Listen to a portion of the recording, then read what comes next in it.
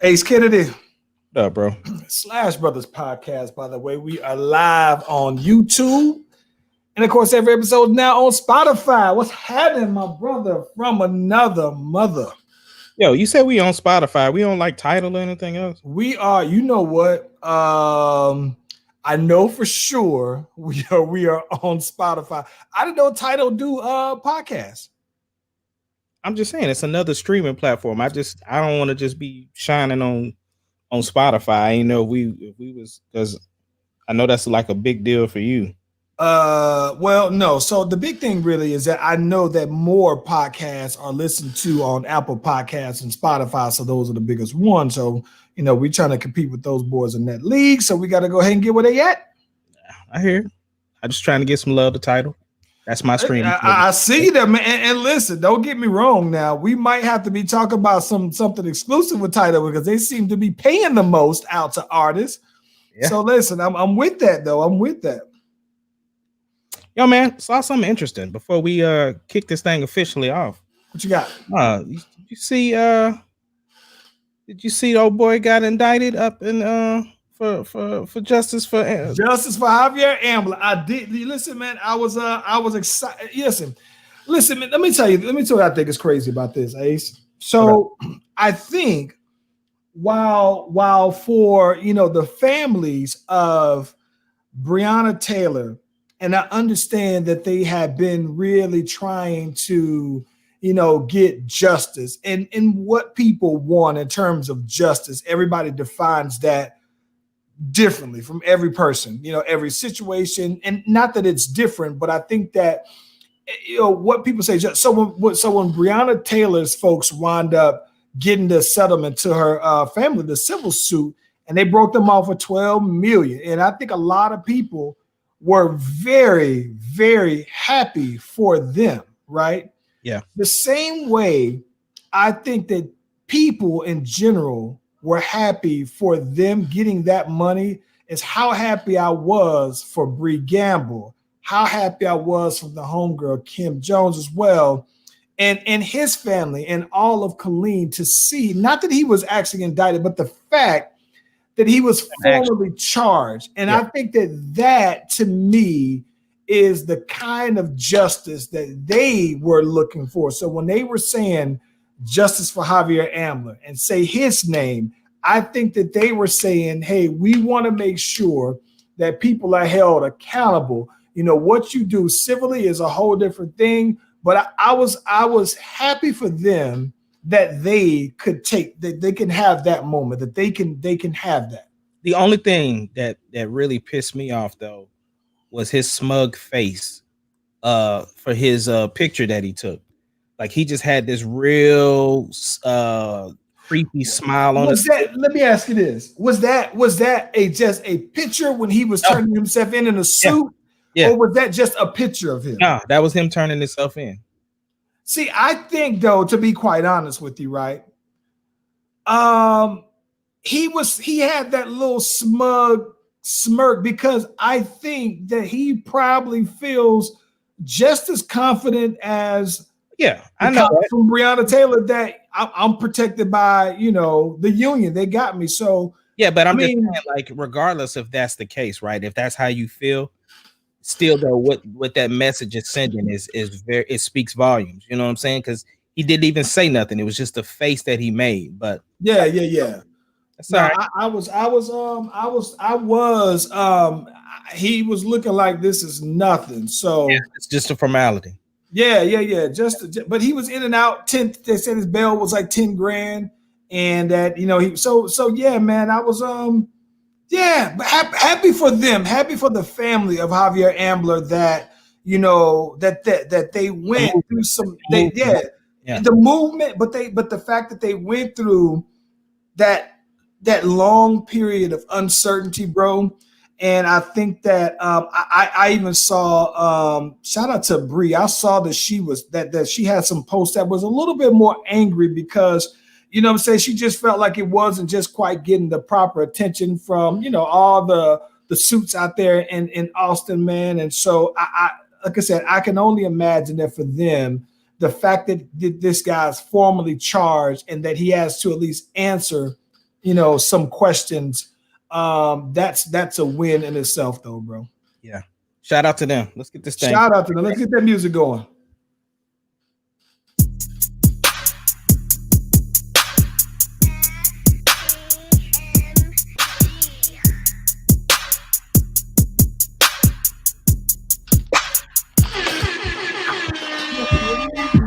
Podcast, the greatest podcast of all time.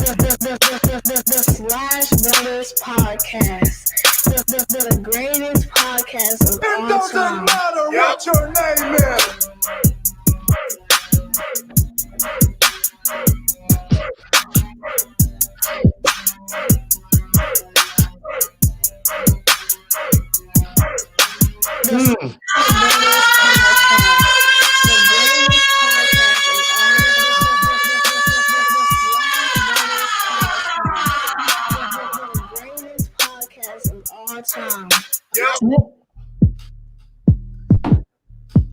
If you smell, hold up.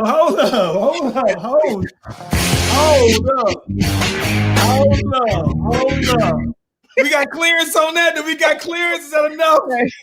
We got enough. We had 5 seconds. Oh my gosh, though. Okay. That's how we doing it, man. Yeah.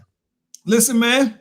What up? A lot of stuff to get into today, homeboy. Hey, we can't even drive around. We gotta dive into it, brother.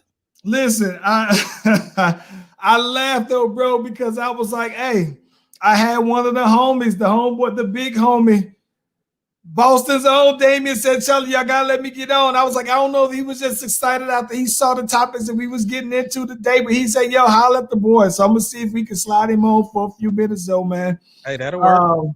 He is Mr. Patriot there though, man. But listen, a lot of stuff to get into though, bro. Hammer, it's crazy because since Friday, bro, I was gonna ask what was the best thing you've seen since, like it was a Friday episode, since it seemed like it's been so much that's been going on since then, though, bro. So yeah. To start it off, though, let me ask you. What's that? Putting you on the spot. The best thing you've seen since last Friday. Do you see what's on my head? Okay. That is the best thing that I saw. Here's the thing, right?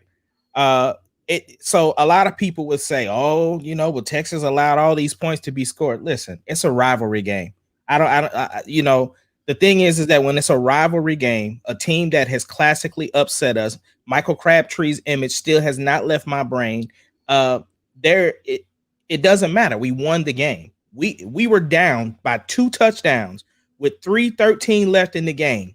Their quarterback over there throwing down the horns because his wrist ain't strong enough to hold it up. And then my boy looks at the clock and was like, nah, coach, they left me too much time. He gets out there. Sam gets out there, leads the team. We get 1 touchdown, come back. We do an onside kick.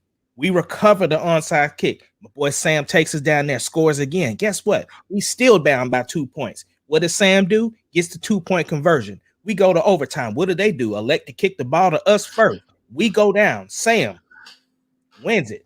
Right? Let me ask you this. Where do you got Sam ranked on your list of the top all-time quarterbacks for UT, for the Horns? He's number 3 for me right now. Number 3? Yeah, it's Vince, Colt, and then Sam. You know what I'm saying? So for me, that's where he sits. And that's no slight on him. I've watched this young man develop into the person he is today. When he came in, he didn't have that strong of an arm that he has today. Today, he's a gunslinger. He's out there throwing that thing with confidence, and he's done it with a different receiving core. And so for me, man, listen. And then to top that off is no disrespect for OU, because I don't necessarily root against OU unless they're playing Texas, but OU lost. So it left the door open for us to win this Big 12 this year. I'm going to be honest with you, man. So a couple things about that. It's hard for me to root against OU, seeing that over half their players come from Texas. If anything, yeah, I feel low-key salty at their roster when I look at their roster, how many people they got. I try to root for all things and everybody Texas except Tony Parker. Yeah, and my thing is just like, look, I want the Big 12 to be strong. This is a very, very funky year. LSU done already lost. Like I said, OU done lost. So it's like, listen, I'm just like for basketball, I got to keep that same energy. You have I got Ellinger under. So on my all times, I got him number 4. I got him behind. I got Vince Young, Colt McCoy. I got Major Applewhite, and then him. Now, now I think that depending on what he does this year, could move him up to 3 ahead of Major Applewhite, but I still got him behind Major Applewhite right now. Just a side note, let me ask you this. Do you think if Colt's arm didn't go limp, do you think we would have won that Alabama game? Oh. I say yes, and here's why, right? I love me some Colt McCoy though, bro. I listen. Okay, let me tell you this. I'm gonna be honest with you. I think that Vince Young, right? The Texas win against USC, greatest game I've ever seen in any sport, any game, right? And while I know that Vince Young, because of that, puts him on there. I like Colt McCoy more though, who I just personally like, and that's because I'm still trying. I don't use it as my personal biases. I like Colt McCoy more than I like Vince Young, although I love what Vince Young did, and that's why I got him number 1. Well, yeah, I'm just saying you and I were on the phone during that game. Oh, I still remember it. And I was like 2 seconds behind you too. It was crazy. Like, I remember you was like, oh, go Vince Young. So I'm waiting 1, 2, 3. Oh, go Vince Young. I remember that though, bro. Yeah, absolutely. Let's find out what the boy got to say about this, man. Let's see. Listen, let me give him the proper intro. I got you. Let me give him the proper intro. Let me see something. Coming out of Boston, Massachusetts, my brother, my other brother from another mother, Mr. Patriot himself, Mr. All Things Boston. He was there when they said Jordan was Jesus in tennis shoes. He saw Jordan, his 63-year-old bird. He's been around the block. He's been around. Bring him on in. Hey!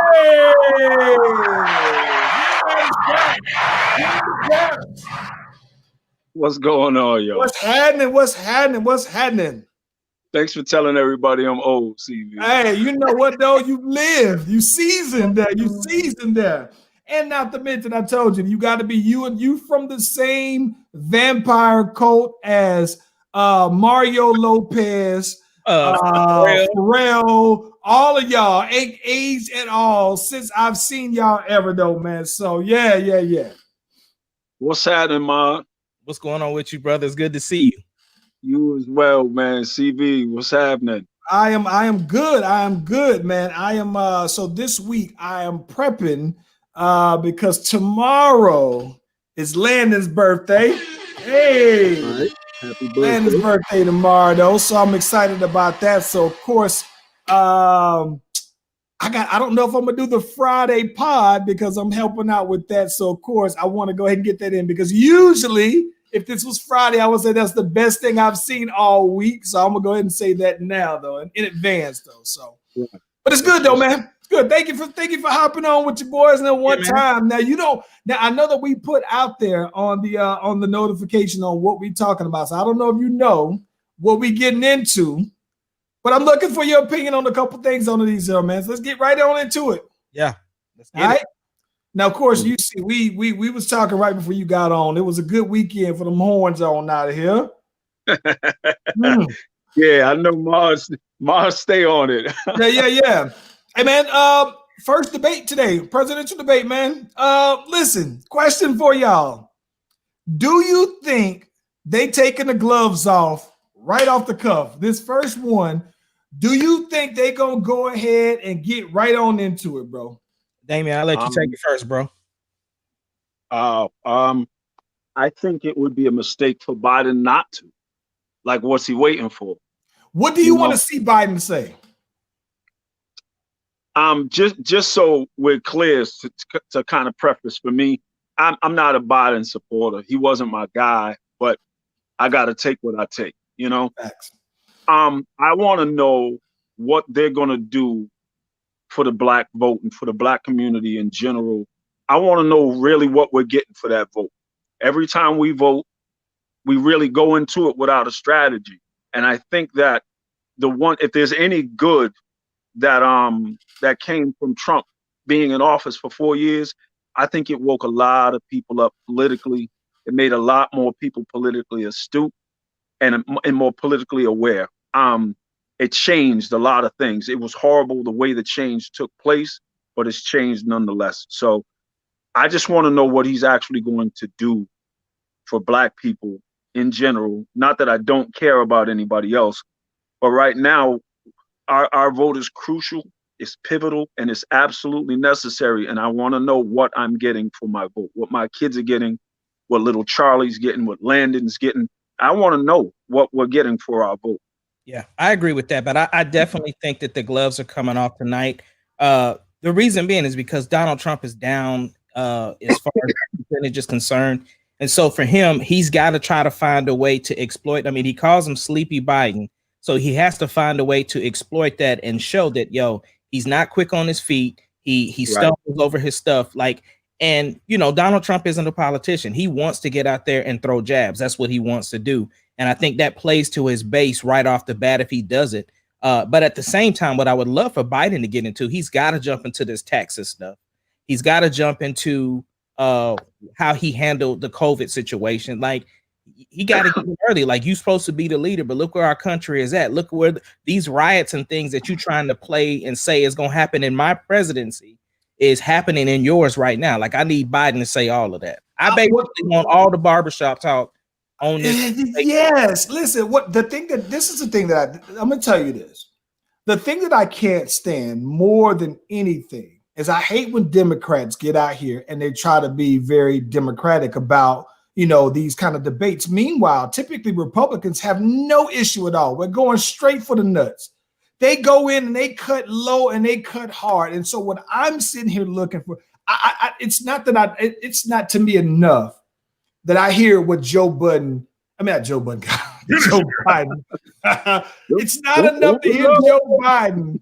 It's not enough to him for him to say what he's gonna do. Because I expect that he's gonna say these are the things that I would. If someone asks him that, he's gonna say whatever. It's gonna be prep talk and whatever. I think that same way Donald Trump is gonna have a response to say, "Well, I got this new platinum plan that we just came out with." And it's going to change. It's going to be the best thing ever. He likes to take it at the highest ever. Nobody's ever seen this before. Trust me, whatever. So that's not enough for me. What I'm looking for Joe Biden to do is to get dirty with him. I want him to basically say, listen, you're a con man. I want to hear Joe Biden say, you put it out there for years that you was a billionaire. You basically convinced all these people, and your taxes says that you out here spending $70,000 on a haircut that it looks like it cost you $7 to get. I want to see Joe Biden say enough's enough. And if you think that he's a fraud, this is the thing. This is the reason why I prefer the parties debates when they're trying to get their candidates more than the presidentials. It's because they have to be more presidential. But when you actually have the candidates that are trying to bide for their particular vote, then that's when you see all the dirt come out. That's when you see Elizabeth Warren, going shark mode on everybody. That's when you see all of the stuff that came out about Kamala Harris. All of that dirt comes out because you use it then. But I don't see that Democrats use that when they get to the presidential election. I think that Barack Obama slightly did on the second time around. He swagged on him then, but I think that swagged on Sarah Palin too, bro. Yeah, he swagged on him real hard, but I guess my thing is that he was still new at the time, so he couldn't. And this is the thing about it. I don't think that he was so new that they didn't have dirt. They didn't have a history there. So I think that he just kind of went the second time around. Then I thought that they were saying, well, we can say that you said you was going to do this. You had a track record though. But I think that now what I want to see Joe Biden do is the same things that them Republicans said about him that were factual. Like when I saw Marco Rubio was saying, real friends don't let other friends vote for Donald Trump. And now you all on the sack years later. In the same way how Ted Cruz, how he called Ted Cruz his wife ugly, and now he's all up in his lap. Like, no, I want to see Joe, but I finally want to see a Democrat go Republican, and this is the guy that you have to do that on to me, bro. Finish him. Let me say this. This is both of you will get this reference more so Ahmad.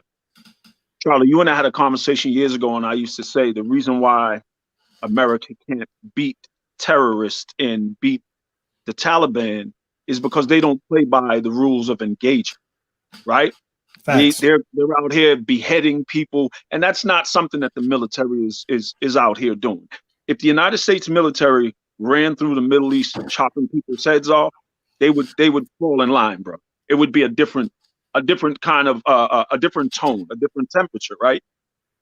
Donald Trump took the gloves off and became so non-political in the way that he speaks, how he carries himself, his jabs, his disrespect, that if Biden gets up there tonight and doesn't, like, short of spitting in Donald Trump's face, he has to go that hard.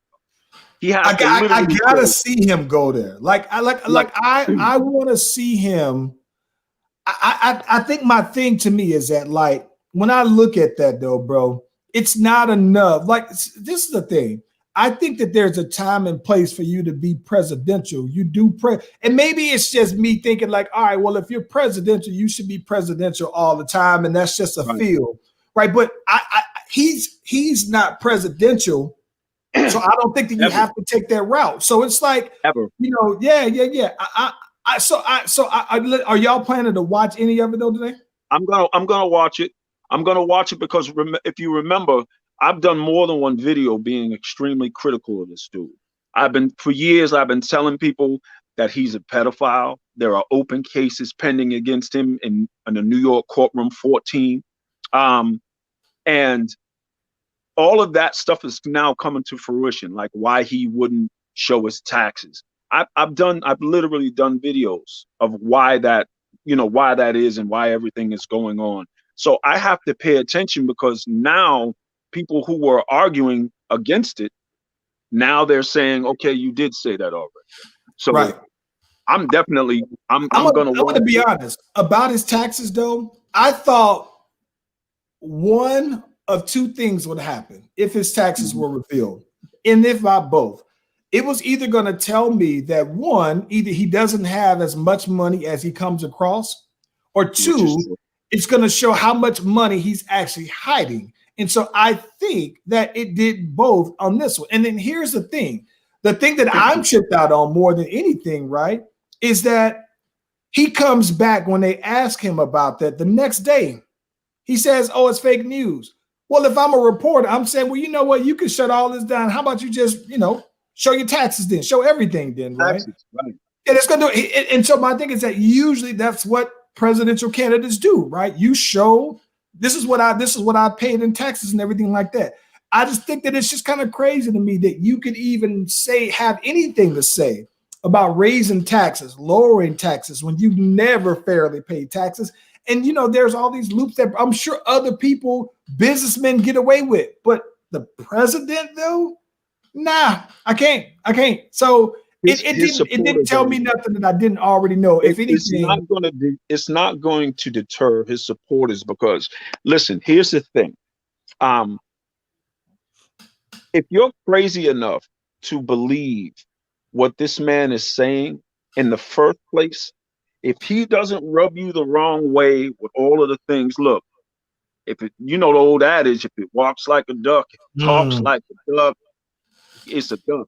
Yeah. These people now they're saying, oh, well, he was just smart. But the same people saying that he was smart are the same people who are arguing that immigrants were here making money and not paying taxes on their money. So how do you have it both ways? It's time to stop straddling the fence and pick a side. And right now, like, I thought it was dramatic a couple of weeks ago when people were like, oh, this is war. It's not about Democratic or Republican. It's about country.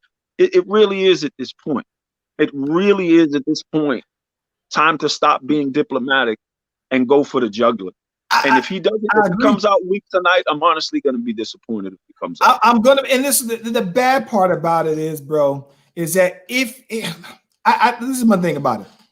On any other year, bro, I would never vote for Biden. But I could never. With that said, I could never see myself voting for Trump. And I'm gonna be honest with you. It's not that he's done a bunch of bad things in like all bad. I mean, he's probably done something. I mean, he's done some. I just there's no way that that if I believe in integrity, that I personally would vote for him, though, bro. I just can't. And it's bad because, you know, like Biden's not that much of a greater one. He's just not as bad. So I feel bad for the people who are torn between the two evils, bro. I know this is your show, but I have a question for both of you. What you got? What's up? The question is, what is your you said you wouldn't vote for Biden. What are you basing that on? Is it his past deeds, misdeeds? Is it I'm gonna his be honest words? with you. Me personally, okay. I look at it like this, D, and maybe this is because when I say a younger voter, I have voted I've been old enough to vote in 3 elections, I think. Right. The first Bush election, no, not the first, Bush 2, Al Gore. Mm-hmm. Right. The second one, and then the Obama. So this was a presidency anyway, though. So I've only been able to vote in 3 presidencies, right? So I think that the reason what my issue is, to be quite honest with you, I can understand for the same reason why somebody would have voted for Donald Trump, because they're like, listen, when Hillary was the option, you know, at the time, people were like, listen, man, I'm just tired of seeing the Clintons. I'm tired of seeing all these people who have been lifelong, you know, politicians. And right. I look at Joe Biden like this. Let's set aside the things that he's said, right, in the past. Right. And I'm going to say that, yeah, he was, I can't even say he was a young man. I mean, he's like 80 years old now. So if you said something 30 years ago, you was like 50 years old when you said this. So you knew better. And right. D, you and I have talked in the past. I told you that when you get over 40, I'm about to hit 40. I'm a man. Talk to me like that. I'm 40. When you right. become 40, there's very little change in you. You become more of what you truly are. Your convictions are stronger. And it's not to say that he hasn't had a change of mind.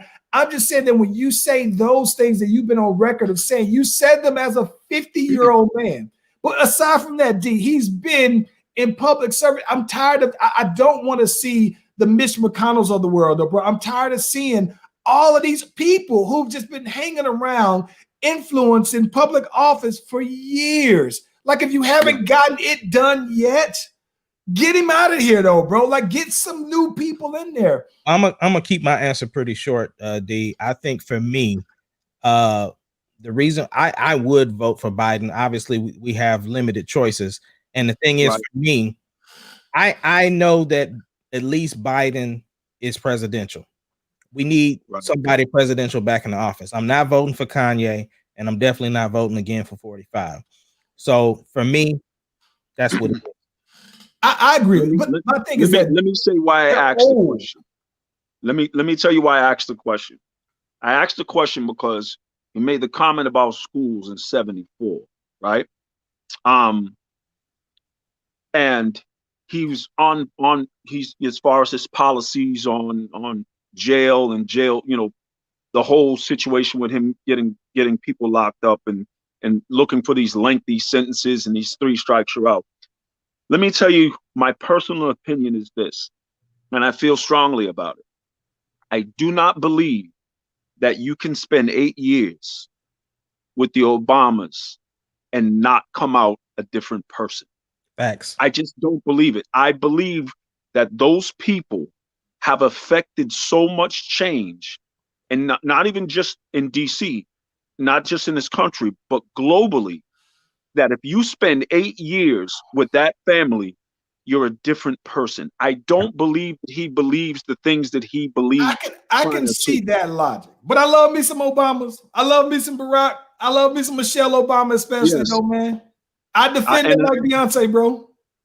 But look, here's the one thing that was telltale for me. When I found out that she and Bush Jr. were friends, that's an effect. Bush Jr. loves. Listen, bro. Listen. That's what I'm saying. Listen, I think Bush Jr. really believes that Michelle Obama is his soulmate, bro. Listen. When you see how Bush Jr. gets around Michelle Obama, I think that Bush Jr. loves Michelle Obama, bro. I believe it. I believe it. And I believe that Biden and his family, after spending nearly a decade with them, I believe that they were affected. I believe he's a different person. I don't think that he's the same guy that he was when you had to be. See, you got to remember this. You had to be that guy to be successful in politics back then. If you didn't roll with the old boy network, you weren't really going to be. That's true, but he's been a senator. Listen to my thing, though. He's been a senator. That's the one thing I can at least say about the Bushes, right? Is that even Bush Jr., he was governor, but he was business first. He wasn't involved with politics in terms of being in a public office for that long. I get that, but I guess I can see the logic in that. But Bush Jr., like, listen, bro, that boy love him some Michelle Obama. He might love Michelle more than I do, bro. Look, he's smitten, bro. He is very much so, bro. But I can totally say that. But here's the thing. This is why I say that there's power in those two people. It wasn't too long ago that we all hated Bush. Now it's a beautiful thing to see the difference in how he is. He's way different now. Yes. But here's the thing about it. So let's talk about, and we can because we can get on this forever. Here's why I think the difference. We can leave on this. I think that the difference between Bush now, right, versus Bush back then is Bush just came into 9/11, right? So it's like when you just stumble into something like this that falls in your lap, regardless of whatever the circumstances are on it, I think that it changes to me, whatever your approach was when you got into the office, right? Whatever you planned on doing changes after 9/11. Everybody's life changed after 9/11. And then I think that because it was still, the rebuilding was under his watch, you kind of have to at least give him that other 4 years. So I think that that's one thing. And to be quite honest with you, though, man, I think that to that regards, I think that Bush Jr. did as good of a job as someone could that you would think, given those circumstances. Like I say this all the time on this show. Like, I won't judge you when something happens right then and there. I do want to judge you on what you do afterwards, right? And I think that's why I don't get on Trump as much about how he handled, COVID. That's not that big of a deal. When it initially, how he initially handled that, like, listen, that's something that nobody, my boy Barack Obama had a playbook for it, but it was you never thought it was going to happen. So now I'm going to judge you on what you do afterwards, and that's the problem that I have a problem with. I mean, that's the thing I have, but I think that Bush, I don't know how you, in the history of the United States, that you handle 9/11. And so from that perspective, though, man, I think that a lot of what Bush was judged on initially was 9/11, though, bro. So anywho, let's because we can get into. I am watching it, though, man. I am watching a couple of things, though. Torey Lanez still in the news. Album came out. I don't know if you listened to Torey Lanez's album, though, man. He was getting into some of the details. He hadn't came out and spoke a whole lot about Megan Thee Stallion. She is a Texas treasure, and she needs to be protected at all times. Now, he's gone on, hadn't said anything out and about, but here recently, the boy Rick Ross came out, said, hey, man, not very tastefully done on your rollout, basically, though, man. He was in, and Torey Lanez clapping back, Ace. Explain this to me. Yeah, so basically, man, most people, you're in a couple of different lanes here. One lane is, first of all, Torey comes out and basically says, like, yo, there's a time to be silent and there's a time to speak, and then my time is now. Give me about 5 minutes. I'm dropping some on all platforms, right? And so people thought he maybe at first was just going to speak and kind of explain stuff, but he dropped a full-length project called Daystar. The thing is with that is it happened right around the time when we just got the sentencing for the officers involved in the Breonna Taylor case. Yeah. So Rick Ross was like, yo, it's not the time, bro. Now, mind you, from what I've heard is that either the day that he dropped it was either his mom's birthday or it was the anniversary of her death. So that's why he was dropping a project. Now, the project, he didn't just like drop a song, he did a whole album, and each song had like puzzle pieces of different things. Little nuggets in there. So Rick Ross came back and was clapping back. So then he came back and Torey Lanez came back and said, listen, Ross, you're a legend. So I really don't want to, go back and forth with you. However, I've been out protesting in Florida and I hadn't seen Ricky Ross. And so, of course, and he was like, so you talk about my poor decisions or bad taste. That's bad taste that I'm in your area and I'm out here protesting and you not. So Rick Ross comes back, was like, listen, young blood, you wasn't protesting. You have a condo that you pay $1,500 a month. The protesters were coming down by where you were at. You came out and did your little photo op and then did this. He was like, you should be out here talking about protecting these black queens, this, that, and the other. So we really don't need to get into it. And Rick Ross has been going back and forth, dropping more videos, basically like, yo, I'm a buy Torey a car for his release. This, that, like, he just been jabbing at him. Just kind of the same way he kind of came at Birdman. He kind of did the same thing. Now, some of the other, I'm just trying to give you guys all the information so you know where we're at. Right. More information is that it sounds like that there have been some emails going out to different blogs, different sites, and apparently there's, like some dummy accounts that are coming from Torey Lanez's people that's trying to relate a different story of what actually happened in those events. Also, there has been other talks that Torey actually offered Meg Thee Stallion and her friend hush money, basically trying to change the narrative right now. So it's a bunch of stuff going on.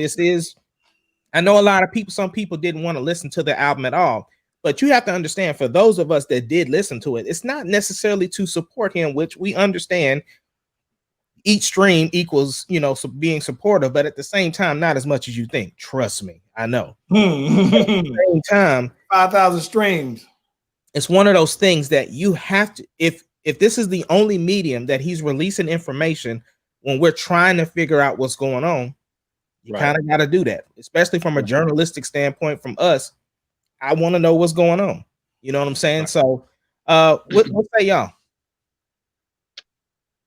Look, CV, you know me. When I even heard about it, I just literally canceled my. I didn't really mess with the dude in the first place, but I'm like, he shot like he shot.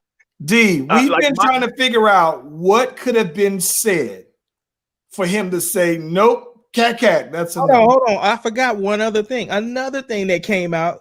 There's even another report saying that he was saying dance. Why dance. Dance. Like you about to. So I have a friend on Facebook, Honey Marie Hill, real cool. She's from Chicago. Good people. I literally call her my sister. And I get all of my information about stuff like this from her. So when I even found out about it, I was like, how do you shoot a woman? And if I'm correct, he shot her in the foot, right? Yes. I don't mean to laugh, but what am I got nothing, man. I'm deferring to you two because y'all are the experts, I'm and gonna tell I'm you. just here. I'm gonna. All right. I hate to bring it up again, but since you asked, Ace, since he asked,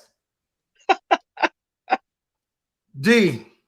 What? I gotta tell you this. I got a homegirl back in Killeen. Just give him the short abridged version because we got so much to get into. My homegirl, shout out to Jennifer Jameson. D. I saw some girls pull up on Jennifer Jameson. And the biggest one gets out of the car. They signed at this. It's a girl on girls fight. It's like 4-on-3. And no, 3-on-2. The biggest girl though, JJ. Right. JJ out here. This girl walks up on JJ and says, "What's up?" My homegirl JJ is throwing these haymakers. Listen, D. I know she must have thrown at least 20 all haymakers, 20 of your best hits, your best. She was out here looking like Smokey Robinson with the hits. She goes 20 and never misses. I didn't see her miss one time. 20, right. 20 haymakers. And D, when I'm seeing these haymakers, they tight fits, they solid, they landing, they sticking. Finish him. I pulled JJ to the side and I said, JJ, I love you like a sister. But if you ever hit me with one of them 20s, you got to get all I got. Yo, you ain't shooting JJ. 20. You ain't shooting JJ. Listen, D, 20 straight haymakers, both hands. So I'm assuming that Torey Lanez got hit with these JJ punches, and he said that. Doesn't matter what's your name. Bro, listen, let me get off of that but listen, but if Megan Thee Stallion, who is about 6'1" with heels on, threw these JJ style punches at Torey Lanez, who's about 5'2", I don't know. Yo, so then that means that Torey Lanez is quick. Now you want to shoot me in my pinky toe. Hey. Really, dude? So he's quick? He got stuck in the face with a jab and got beat up. I saw his jump shot, and I saw the way he shoot, and he might be subject to do that the way his jump shot looked. Listen. Let me switch topics here. But that is something that we've been trying to get to the bottom of for 2 months. What exactly has been said to make this man shoot Megan Thee Stallion, who is a Texas treasure. Who should be protected at all times? Listen, the Brat been out here talking. The Brat has, I never hear the Brat talk about anything personal. Now, I know that she's on Ricky Smiley Morning Show, and she talks more now than I've ever heard her say. But I've been seeing the Brat just putting information out here in these streets. Ace. Yeah. What we gonna do about this? What we got with this one though, bro? Couple of things, man. So first, I heard the Brat out here basically saying she had to run these hands. She had to give somebody them hands. She was in the hallway talking to AI about some stuff, and some half-dressed girl came down the hallway like, "Yo, I came looking for AI," and she was like, "What? Are you really saying that?" This is when they were dating. Yeah, when they was dating. I didn't know they were ever dating. Yeah, they was dating for a minute. She was like, this was before, she came out or whatever. And so she was like, hey, I was doing whatever I could to make him, satisfied or whatever. But AI, being a ball player and everything that he's, what he has, whatever. So yeah, she said she had to finish him on that girl. So one of those things, man, that's one thing. The other thing is I know she did an interview with Candy. And so a bunch of stuff kind of came out. I don't know where this particular thing came from, but I guess she was addressing the rumors about her and Rashida's husband. I guess she handled that too. So Kurt Frost. Oh, Kurt, still out in them streets. But what did she say though? Well, I think she just commented on it. Like she just addressed the rumors that, hey, yeah, we slept together. Like, yeah, we used to kick it or whatever, and we used to sleep together too. So this is the Brat saying this? Yeah. So, a lot of people kind of feel like, it's her truth to tell, but at the same time, she is like basically just telling the boy biz or whatever like that. But I mean, it's her business too. So, but that's the end thing now, isn't it? Isn't that the social thing now? Like to stay relevant? Like, that is a good point. But I don't know if it's necessarily because she's been in this lane with the Ricky Smiley Morning Show. She's kind of still. But I don't hear her say, but that's the thing about it. I hear her talking about other people because as a radio personality now, that's what she has to do. But I never hear her talk about her. I've never known. So this is what's crazy. So the funny thing about this is that I was surprised about, let alone the Kurt and the AI, because I've been out before and have seen the Brat, and I've seen her with chicks, and I was like, okay, well, that seems. I was more surprised about her dating AI, like dating men, versus just, like I saw that she recently came out, and I was like, I think everybody just assumed that because I've seen her before and have assumed that. So if anything, I'm shocked that, I know that as crazy as it sounds though, bro, I think that the old Atlanta and even the new Atlanta still is very tight knit. So like, I think I talked about it before. We were talking about Cardi B and who could possibly date Cardi B. Like she's practically off limits to Atlanta because everybody in Atlanta is cool with each other. Well, that old Atlanta is very tight knit as well. So I'm just kind of surprised though, man, that kind of move would be made with that old Atlanta. Who could date Cardi B? Cardi B is off limits to all of the Atlanta rappers. Not at all. Yes. No. Why you say that? But nobody cares. Nobody. No. You really think these Atlanta rappers are gonna say no to her because of what's his name? Offset? Is that his name? Offset?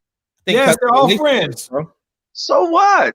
Nobody cares, bro. They don't listen. They don't listen. They don't. They've already came out and haven't done any music. Like I'll play this. This is a perfect example. So Lil Yachty basically says, yeah, I feel kind of bad because there was an opportunity for him to do music with Nicki Minaj. And he was like, I just can't do it just because I'm good with, Cardi B's people. He's good with Offset, Migos, whatever, right?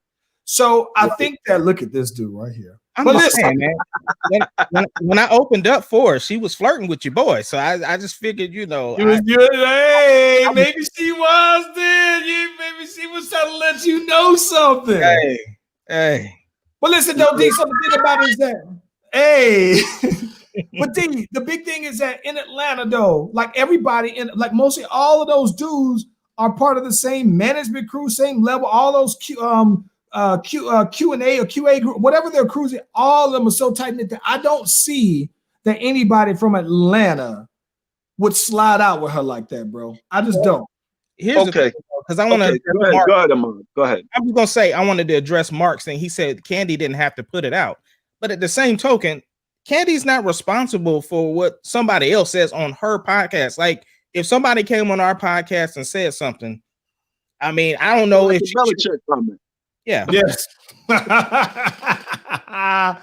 Listen, man.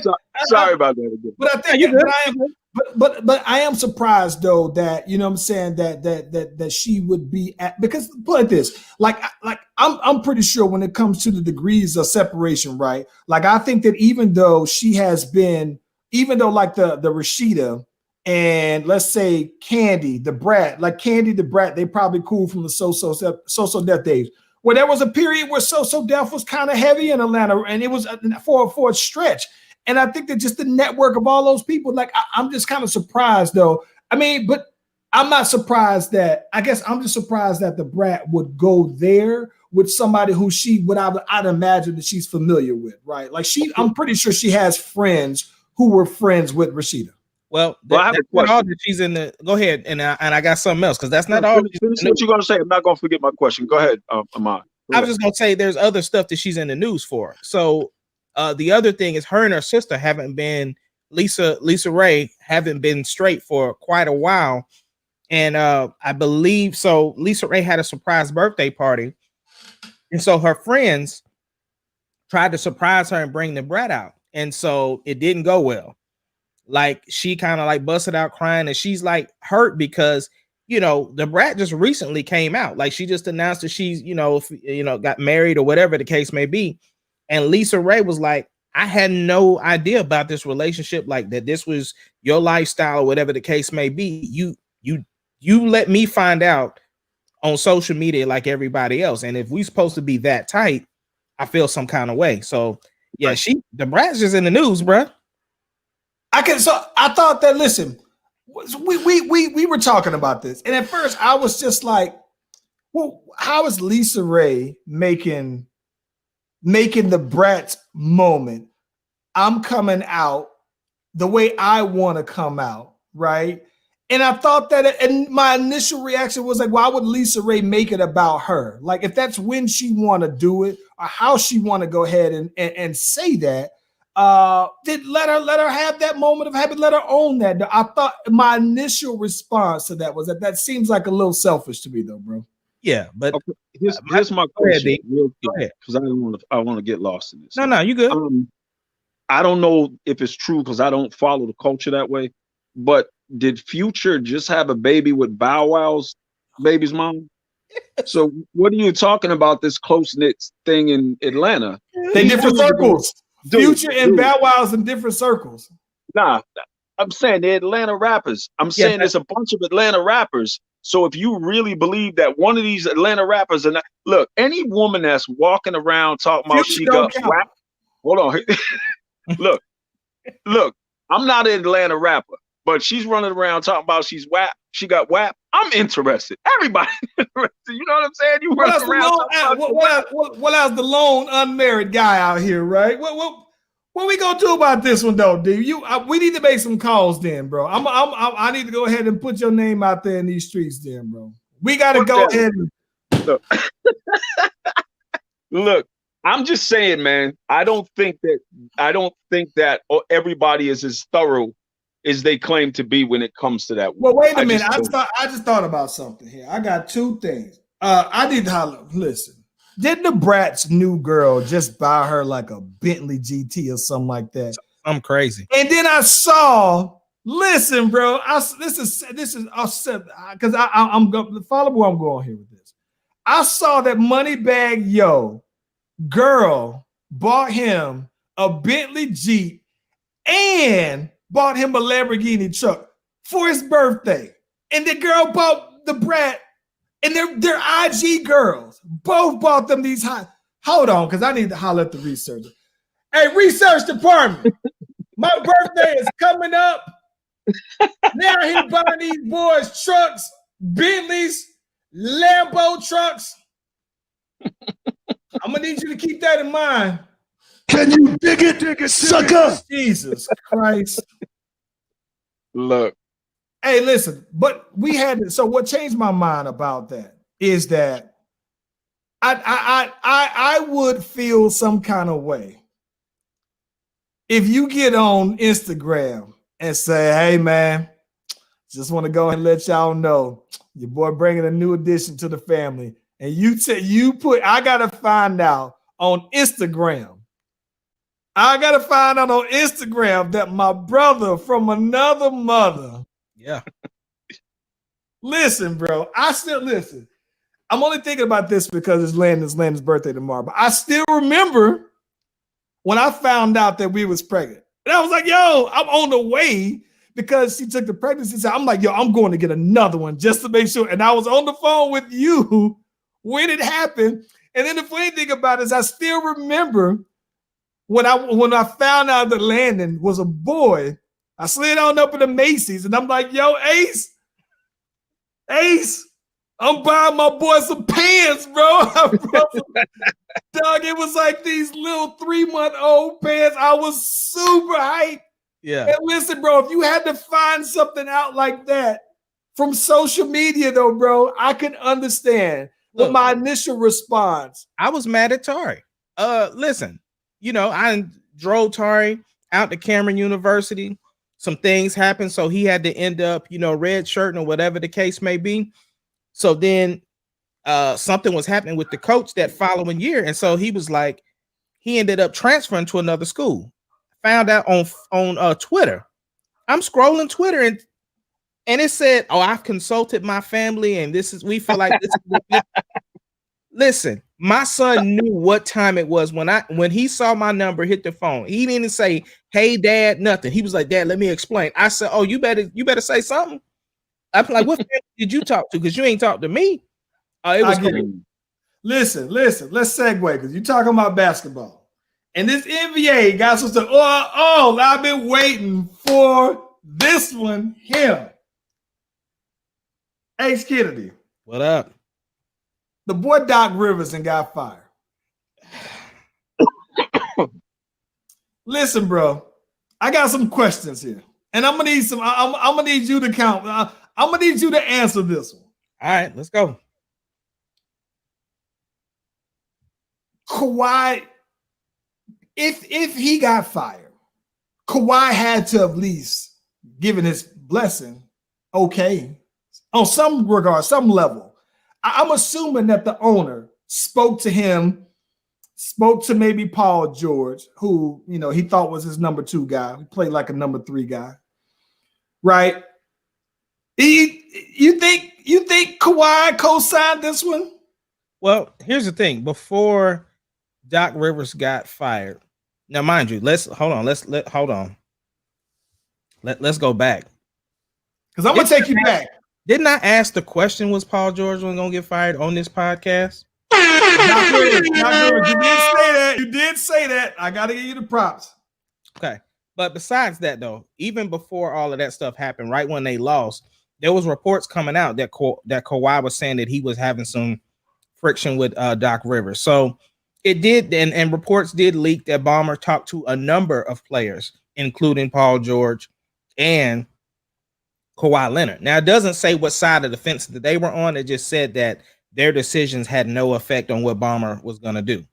I think a lot of people speculate that part of it is when Paul George on his exit interview was basically saying, well, this wasn't championship or bust for us.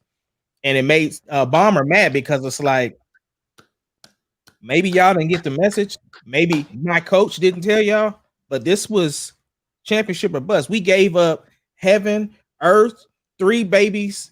They don't have another draft pick until 2027. Those kids are in 6th grade. Landon could get drafted by the Clippers. Yeah. But it's not championship or bust. And here's the other thing, right? Kawhi and PG both can walk away from the Clippers next year. Let me tell you something. Let me tell you what I think is crazy. And D, I want you to follow me on this one because me and the boy might have had this debate now for a couple of months now on why.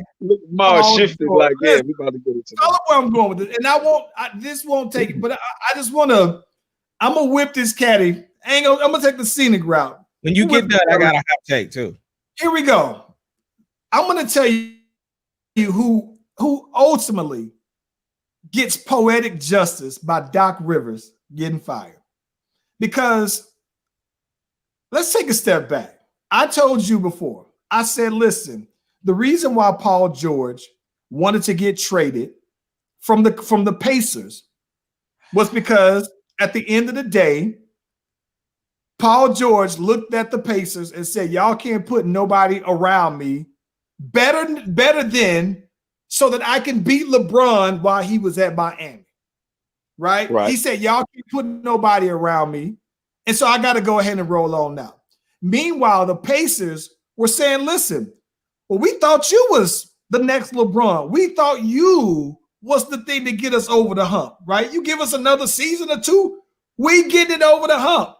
So then he goes in there with 2 years left on his deal and says, I'm not re-signing. So now they're forcing to trade him on. Now they're looking for someone. Now Ace tries to contend that Paul George says, hey, you know what? I'm trying to go ahead and get to California because my mama's sick. My mama can't come. No. If you're gonna sell the story, you're gonna tell the story, tell the facts. The facts are his mama was sick and his mama was in Cali. He said his mama was sick. Now, meanwhile, earlier this year, Paul George went on to a podcast and basically said that the reason why he left was because at the time he had a conversation with Anthony Davis. Anthony Davis then said, I'll come on out there to play with you. Now, mind you, Anthony Davis had just signed his deal with New Orleans. Now, the Pacers are a small market team. They don't make as much money. So they're thinking like, listen, we can't afford that deal. Paul George said, that's it. That's according to Paul George also what did it. But let me tell you the ultimate poetic justice, because then he hightails it out of the Pacers, out of the Pacers, because just like everybody else, LeBron was getting to the Eastern Conference Final. There was no question.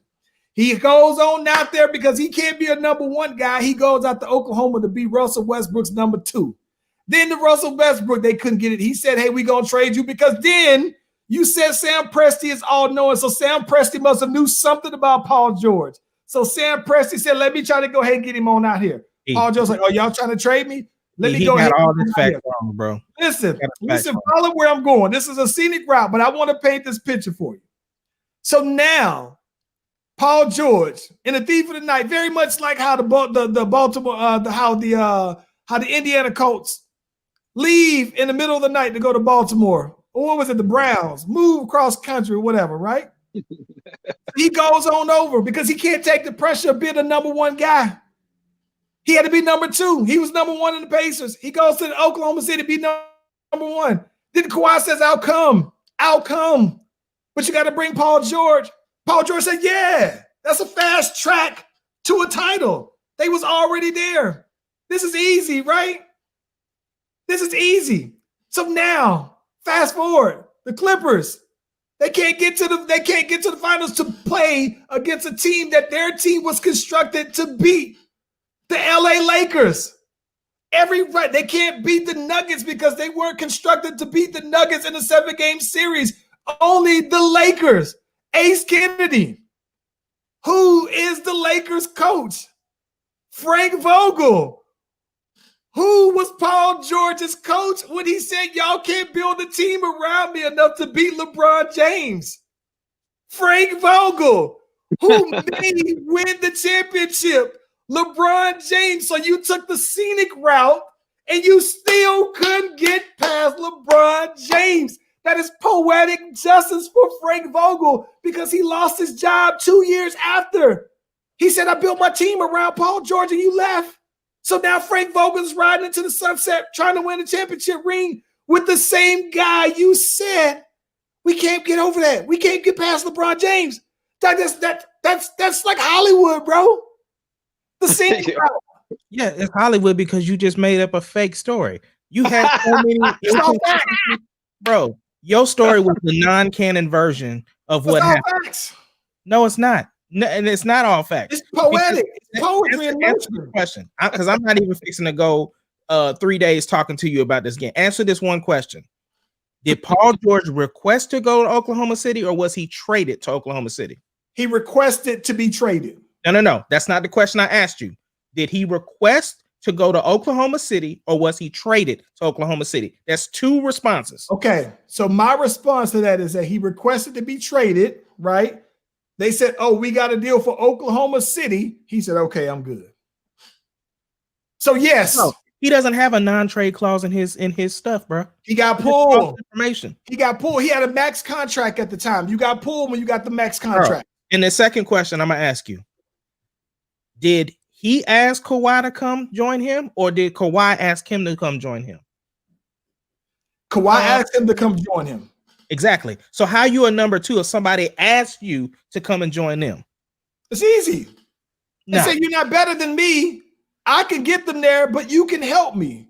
According to you, the conversation was come be my number two. And that conversation. He said, come be my number two. No, he did not say no. Come be my number two. Come be my Robin. Come be none of that, none of the sidekick talk. Well, let me tell you the part that furthers the poetic justice of Frank Vogel. The part that's more interesting about it is that now, because they didn't, and Paul George says, "Oh, it wasn't championship or bust for us. It's just the beginning." Now Trez is going to be looking for starter money. So Trez is going to be gone. That changes your whole dynamic of your bench. Now you're in a position where you think, well, listen, I got to pay Trez starter money, or do I just trade Paul George, who you saw was acting like a number 2, and maybe he's more comfortable being a number 3 with no expectations. You can just go do whatever you want to do then. I'm glad you said that, because that's the perfect segue for my hot take. So my hot take is this.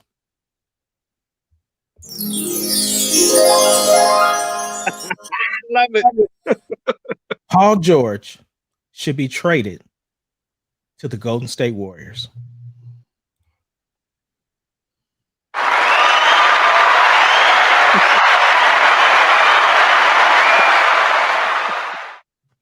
Yes.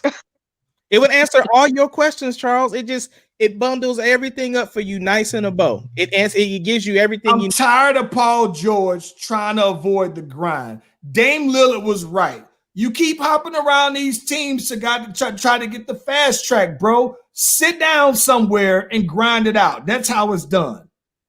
It's no fast track. There's no easy way. Listen, you saw Karl Malone. But LeBron didn't do that. To the Lakers. No, LeBron did. LeBron only left because listen, LeBron only left because it was clear that having Booby Gibson was not going to get it done. Bro, it's still a grind, CV. You can't have a double-edged sword, bro. You're going to cut your throat while you're cutting someone else's throat. Look, I don't want to hear that Booby Gibson. They got Kyrie and dude left. LeBron is not about the grind. You are not going to Charlie, with all due respect, I know this is your show, but let me finish my point. LeBron is not about the grind. He's not. If he was about the grind, he would have stayed in Cleveland and eventually won a title. That dude linked up with 2 All-Stars, a bench, a role player, and Battier that was one of the best defenders in the league at the time. So let's knock it off. No. Let's knock it all the way off. Listen, that Miami roster as constructed when they wanted you ain't let me finish. You ain't let me finish. Didn't exist. So what he does is he leaves Miami after he couldn't win there anymore. He goes back to Cleveland. They construct another team with Love, Kyrie, and Tristan. He wins a championship there, starts losing again in Cleveland, and jumps ship from Cleveland and goes somewhere else. LeBron is not a grind guy. Let's knock it off. No. Let's knock it off. You can't be a grind guy and be on 4 or 5 different teams. That's impossible. And here's the thing. The only reason why Kawhi left, the only reason why Kyrie left is because he found out his name was coming up in trade talks. That's the only reason why he left. So that's LeBron is the number 1 guy. In every situation, LeBron is the number 1 guy. And hold on, Charlie, hold on. I completely disagree with you when you say LeBron is a grind guy. LeBron is the fast track. He's the poster boy for fast track titles. He is. You can't be a grind guy and be on 4 or 5 different teams in your career. I look at it like this. This is the way I look at it. I look at it like this. The only thing that I slight LeBron on isn't so much that he went to Miami, was that he left Miami. Because even when they lost that last ring, I thought that even still, man, with Bosh and D Wade, I thought that they could have won easily at least one of the next 2. When I look at that, I thought that I like this. I think personally, right, that Bosh, D Wade, and LeBron would have been a better matchup than that loss they took for the Warriors 2 years later. I thought that was it. And I think that the reason why I think LeBron basically, I can't say why LeBron left Miami. I do slight him on that. I can tell you. But I think that the reason why you shouldn't slide him. You shouldn't slide him. He went back. He went back because he wanted to bring a championship to his hometown. Yeah, but he was there already. My thing is this. I guess the reason why I look at it a little different the first time around is because I think that LeBron, after have been in the league for 7 years, 8 years by then, I think LeBron knew all right, you know what? I've been there and have lost, and for getting there and have lost, I've seen what those other teams, how they're built. And this particular owner isn't trying to build what they doing over there. And when he realized that was never going to happen, that's when he rolled though. But Charles, why is it okay for the king to go join other people to win a championship, but it's not okay for Paul George to join other people and try to win a championship? I'm going to tell you the reason why. That's a very good question. I think the main reason for that is because when I look at that, the same reason why, because I can understand why Cleveland would say, no, LeBron, we thought you were enough, right? And when LeBron went to those other teams, like I told you, LeBron went to the other teams and was clearly the number one. When he went to Miami, Dwayne Wade had already had a ring, and Dwayne Wade embraced him and said, I'm going to go ahead and fall back to number two. But the difference to me is that when Paul George left, people viewed him as a number one guy. And when he left, he went to go be a backup. He went to go be a number two. So according to the stats, AD is the better player right now. And he invited him to come and join the Lakers. So AD is clearly the number two. Let me say something, right? On this grind guy thing, because you grind guy. He knows what it takes. All right. Hold on. Here's what it is. Tim Duncan is a grind guy. True. Kobe Bryant is the consummate grind guy, and I will say why. Kobe tasted championships very early on in his career, and then he went through a stretch where they weren't even making the playoffs. And Kobe could have left. He made the threat to leave. He was vocal about being displeased with how the team was being run, but he stayed there. And he ground it out for a few seasons until they got Gasol and got good enough again to win a championship. In my opinion, you cannot be a grind guy and play for four teams. You just can't. It doesn't make sense. Asked to be traded, and they was like, "Nah, we ain't doing that." Now Russell is also a grind guy. Say again. Russell Westbrook is also a grind guy. Grind guy. I can't argue Russell. Yeah, because Kobe could have left if he wanted to leave. If he asked for a trade and they told him no, if Kobe put enough pressure, he was trying to go to the Bulls. If he whined like a baby, mistaken. No, he's trying to go. If he pulled a LeBron, he could have gone. All he had to do was whine enough. No, I think that though, this is the way I look at it though, man. I think that don't get me wrong. I think that these days, the way that championship teams are constructed are way different than how they were back in the Tim Duncan days, right? Because when you look at it, I mean, Tim Duncan was a generational player, right? So he fell into a good position where they had David Robinson and then they had Tim Duncan and then they put the rest of people around him and it just made sense. But you had generational talent. I think that when you have that generational talent and then you also have the franchise and the front office around it to build around it, people know what they're doing. I think that the problem is, though, man, is that I think that Cleveland had the generational players. And I honestly believe, bro, that had LeBron stayed in Cleveland, nobody's going to go. Nobody wants to go to Cleveland. Like, ain't nobody dying.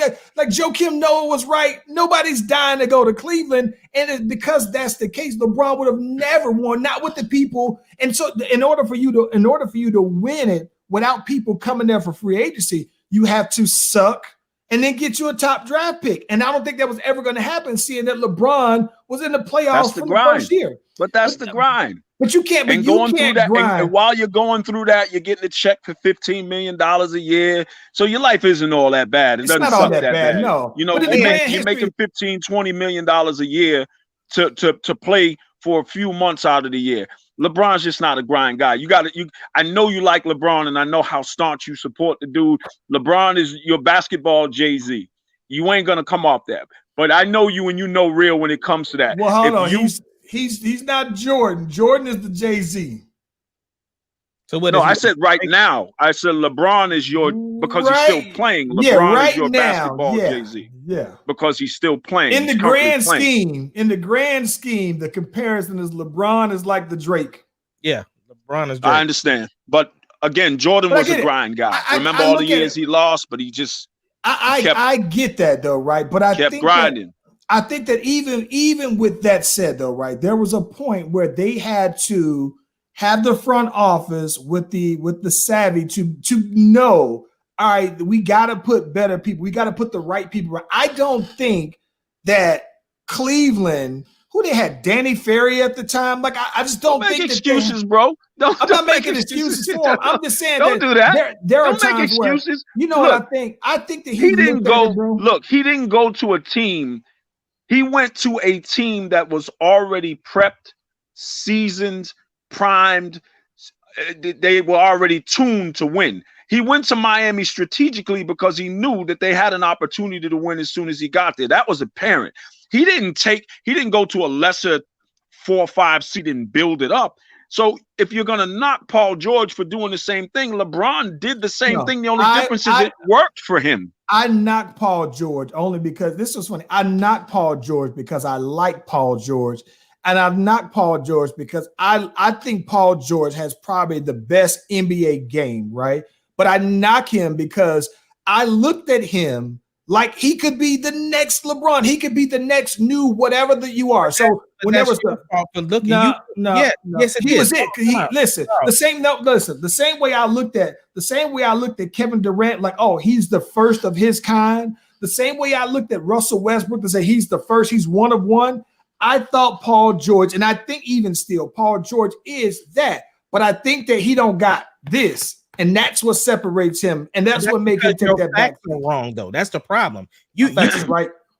See, and that's the thing. You so hard-headed that you don't like you. Nobody can tell you nothing. The dude said it out of his own mouth why he did certain things, and you don't believe him saying it. That's. I thought that was his excuse. I'm gonna be honest with you. I get that he said that. You don't believe that. I interpret what he is saying as an excuse because here's the thing. He's about to fool around and get himself traded. So is he gonna say, nah, y'all can't trade me because my mama's still in LA? Gone up the street with that, bro. If he gets traded, he gets traded. That's not in his control because he doesn't have that in his contract to not be traded. The thing is, though, the part that I'm talking about is the man. You are, like I said, you are just like all them people that said Kaepernick. The reason why Kaepernick is kneeling because of the flag. That's what you sound like. Hashtag poetic justice for Frankie Vogel. What else before we get out of here, bro? Listen, man. So listen, tomorrow, Heat Lakers start. Who you got? Well, before we say that, I have to say, Dion Waiters is the ultimate winner out of this whole thing. Before they even play a game, they just need to go ahead and get his ring size because he getting a ring regardless. Whoever win, it don't even matter. Because he played for Miami early this year. Now he played for the Lakers. So either way it goes, just go ahead and get his ring size. Hey, listen, I'm gonna be honest with you, bro. Every time I think of Dion Waiters, I just can't help but think of how he was spazzing out on the plane because he ate that edible, bro.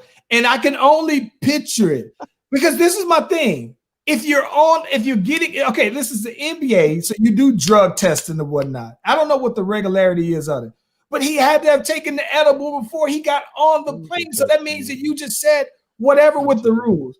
But he gets on here and starts spazzing out, though, bro. I can't help but think about it. But he is winning. He's like, I'm good either way.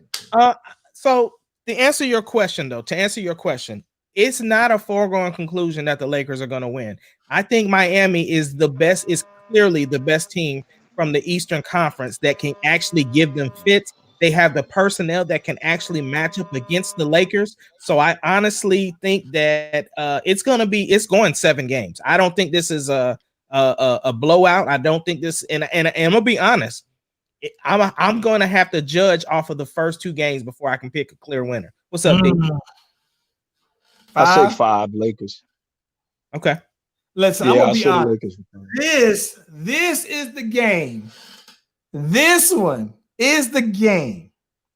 The series, I'm sorry, that I think Anthony Davis's rest of his career going to be judged by. This series.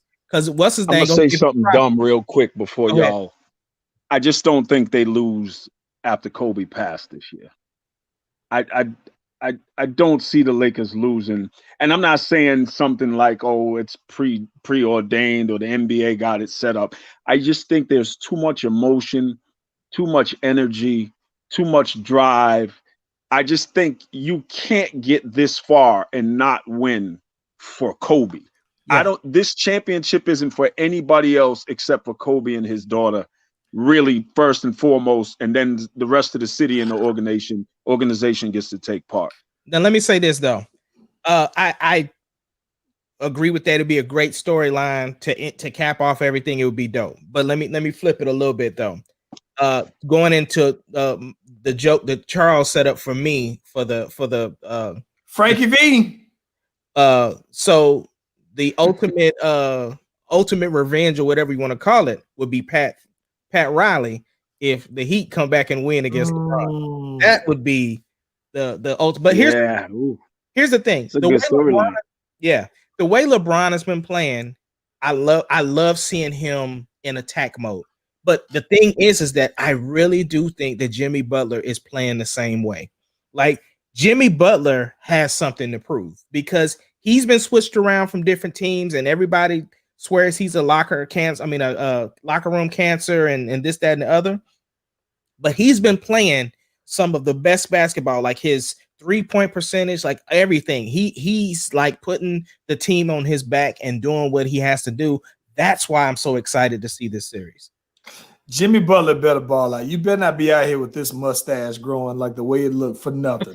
It better be for championship, his hair so dry. He be sweating and his hair still. Oh my gosh, bro!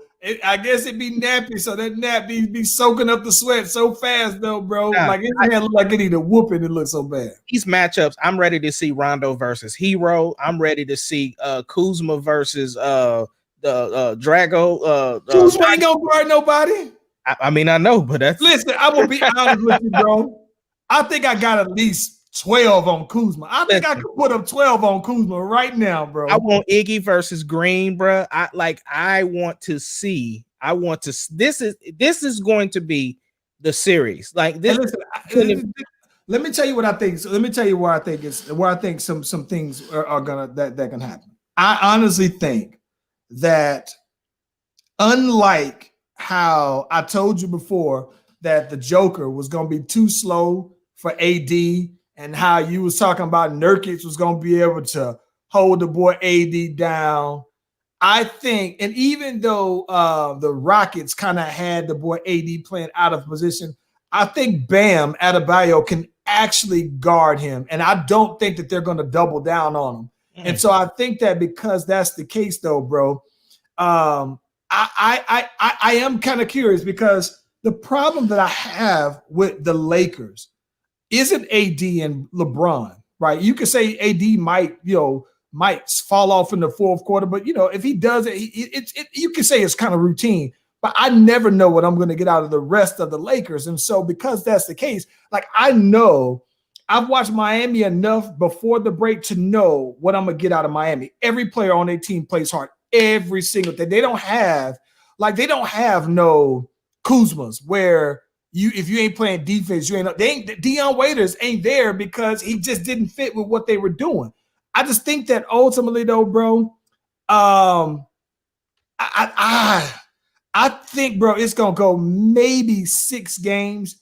And if the Lakers don't take it in 5, it's gonna go 7.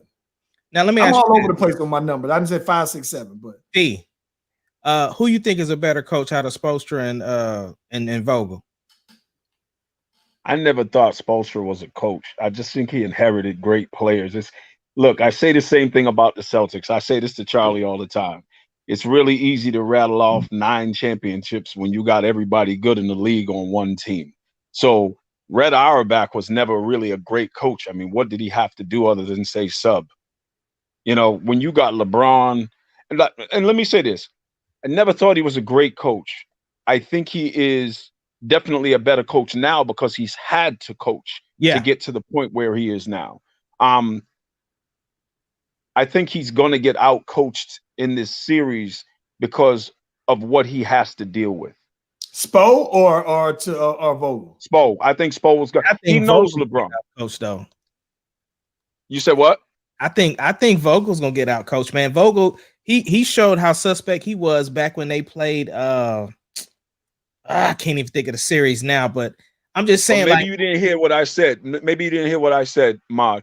I think he doesn't really have to coach at this point. The way the Lakers are playing and how in tuned and how succinct they're playing, he really doesn't have to coach. Same thing with Spoelstra back in the day when he had LeBron, Wade, and Bosh. He really didn't have to coach. He was the beneficiary of great players who were. I mean, when LeBron and Wade hit the court the first time, it was almost like they had been playing together for years. Facts. I mean, they throwing 90-foot passes that were alley-oops. They were the best seasons I've ever seen, bro. Was them. Yeah, one of the most right. It was ridiculous. And I think that Davis and LeBron and the rest of the Lakers are finally getting that continuity. And the best time to get it, obviously, is when you're deep in the playoffs. But so is the Heat, and that's the thing. Like the Heat, the thing is that like Charles was saying that the bench for the Lakers has been suspect. That's the thing. People on the Heat, everybody on the Heat has been catching fire at different times. And I think I just think that if that person, like Charles has his cheat code on how he thinks people could win, and I think Miami fits the mold to break that and be able Miami does fit. Miami breaks the 30-30-20 because Miami can have 6 15s, 6 people that hit 15 to 20 points, right? Right. This is why I look at it in terms of the coaching, right? I think that Vogel, LeBron coaches the team, bro. When he's out there, LeBron and Rondo basically is the ones who's doing that, and all Vogel's doing is subbing, right? But I think that when it comes to the actual coaching of the game, I think that Spo is going to have to coach more than what Vogel's going to have to do. So I think that by default. I think Spo would, but I think that it's also because he has to move around. He doesn't have the LeBron James out there who just understands who's a coach on the floor. And I think that because Miami's team is still fairly young, that it requires you to be more hands-on. Okay, so here's my thing, right? Let's do it since we about to close out. Let's make our bold predictions. The number of games, who we think we winning for this podcast, and then we can reevaluate. But what is the bold prediction off the cuff? LA in 6. LA in 5 for me. Miami in 6. Woo. Oh, I listen. I'm gonna be honest with you though, bro. Like I'm gonna be honest. I like Miami's roster better than I like the Lakers roster, bro. Yeah. I here's my thing. I definitely would like LeBron to win. I would like LeBron to win just because then we gotta rehab the conversation of Jordan versus LeBron. Like I like that. 10 for 17 is impressive, bro. That's a whole nother thing I don't think that people understand, bro. The other thing, too, what I like is I like the fact that, of course, what D brought up about Kobe and Gigi. So there's all of these things. And then, they already done shot the Nike commercial for LeBron for when he wins. So the whole thing, like it would be dope for LeBron to win. Him and Danny Green both, getting rings with 3 different teams. I think that would be dope. But at the same time, and like to prove that the NBA isn't rigged, if Miami won, it would just be then we're gonna have another conversation about LeBron's legacy. So either way it go, it's all about LeBron. We can get out here on this. I think if Miami wins, right, a Miami win, it will look like the Dallas Mavericks when they won. Like the Mavs didn't win. They weren't the same team the next year. I think they got the ring, everything lined up when they rolled out. It's a one. It's no repeat, nothing like that.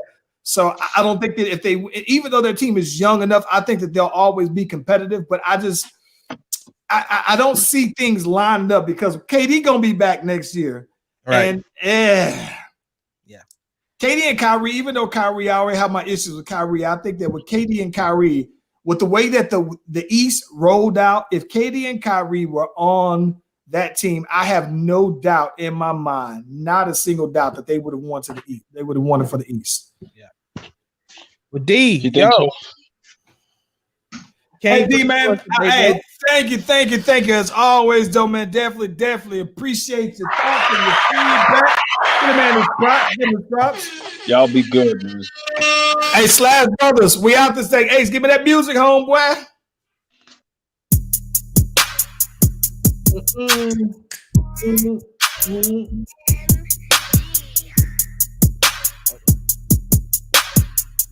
On Spotify later on today. Check it out.